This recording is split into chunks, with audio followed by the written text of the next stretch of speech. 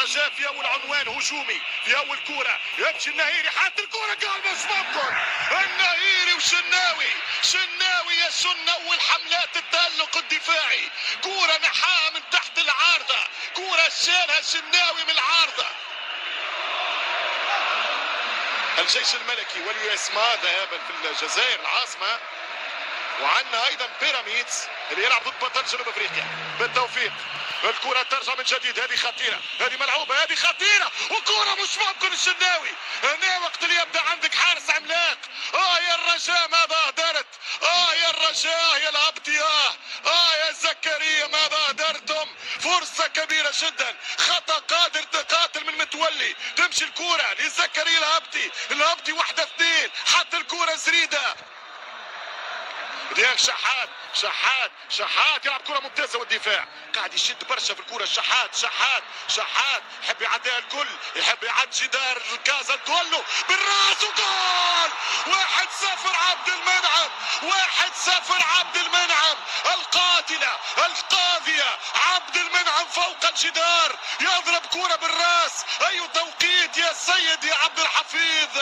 الاهلي يتقدم بالجول. 1-0 اهلاوي، 1-0 للقاهري. كرة رجاوية، الانطلاقي سيب كرة توصل عن طريق خابة حلوة، كرة ممتازة وخطيرة على أقصى اليسار. الرجاء يتقدم في أحلى هجوماته في الشوط الثاني، ملعوبة كرة صعبة، يمشي بنتائج خطيرة والركنية للنادي الرجاوي. كورنر للرجاء، كورنر من الرجاء. أول كرة يلعبها الرجاء منذ الشوط الأول، منذ الانطلاق متاع زريدة راس مع الشناوي. هي كرة زريدة، ترجع كرة خطيرة، يمشي بيرسي تاو، بيرسي والهربة، بيرسي والحل، بيرسي تاو، ملعوبة لهاني، هاني والأهلي، الأهلي وديانج، ديانج المراوغة، ديانج 1-2 حلوة خطيرة، جاب الثاني خطيرة جدا، والحارس أنس السنيتي. ركنية للنادي الأهلي، خطير النادي الأهلي، ملعوبة من الأهلي، مثلث هجومي ديانج هاني بيرسي.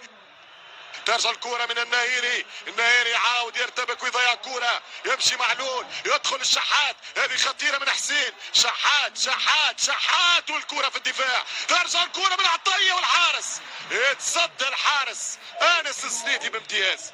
محاولة أخرى قريبة للأهلي للتدعيم. الأهلي، الوداد، الرجاء، الترجي قراب برشا لبعضهم، هي جزئيات وتفاصيل. خطيرة للثاني والثاني. النادي الأهلي عن طريق شريف أو فتحي، حمدي فتحي يسجل الثاني، الفتحي يسجل الثاني، الفتحي يأتي بفتح أهلاوي. الرجاء بآخر حضور، الرجاء بآخر فرصة، كرة من الأطراف، كرة من الجناح، التوزيعة خطيرة، مش ممكن والكرة إلى ركنية. أي كرة ضاعت على الأهلي، أي محاولة ضاعت من النادي الرجاوي، الأهلي والشناوي. ولكن الحقيقة كلمة حق، يعني محمود إسماعيل والطاقم بصفة عامة عملوا مباراة ممتازة.